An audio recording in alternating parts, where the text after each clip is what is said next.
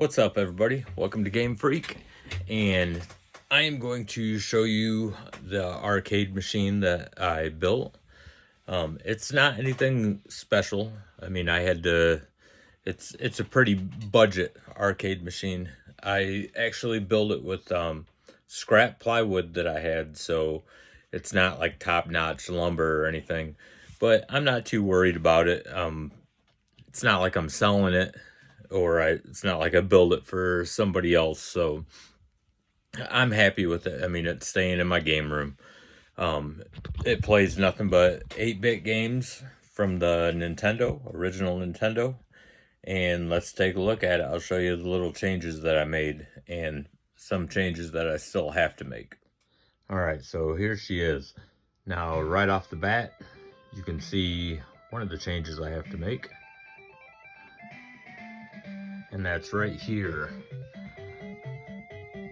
These vinyl decals that I got, they're peeling, so I have to put plexiglass over it, which I did do on the sides, and I will show you real quick if you can see this. Yeah, you can see my reflection in it because of the plexiglass. But that's all under plexiglass, and man, it helped out. It keeps them vinyl stickers down. Yeah, I just decided to name it the 8-bit arcade. I did the same thing up here. Put that under plexiglass, and then the other side.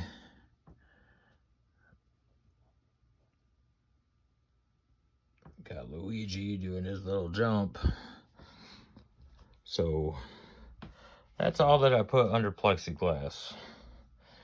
Now I just have to put this under some plexiglass so it quits peeling.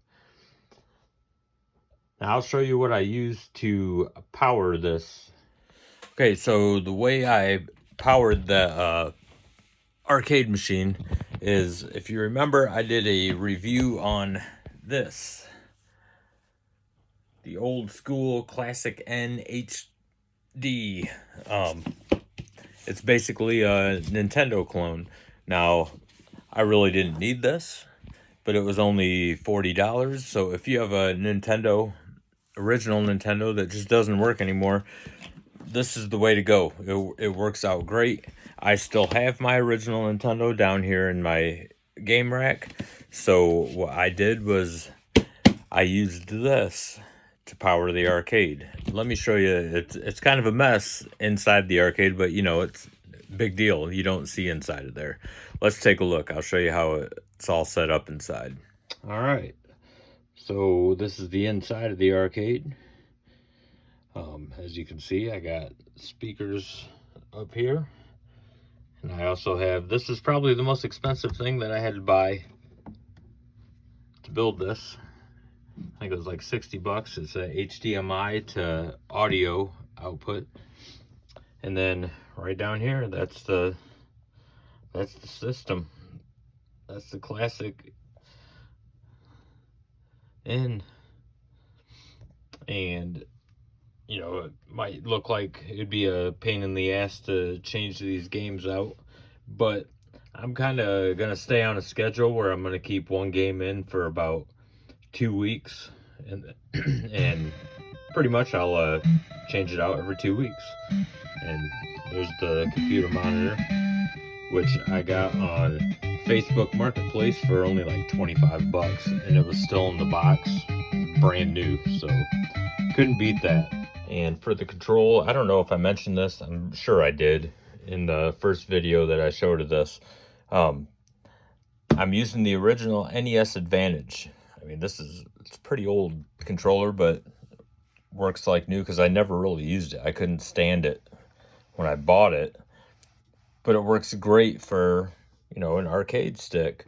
I am eventually gonna build another arcade machine with good lumber, and I'm gonna put actual buttons, arcade buttons in it, and install an actual arcade joystick and everything.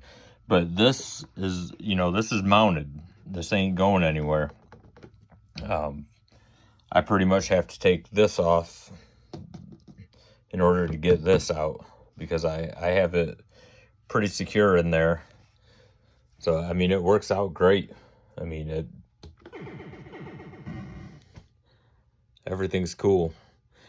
And it's always been a childhood dream of mine to have my own arcade machine. So, hey, why not? Bring back some 8-bit.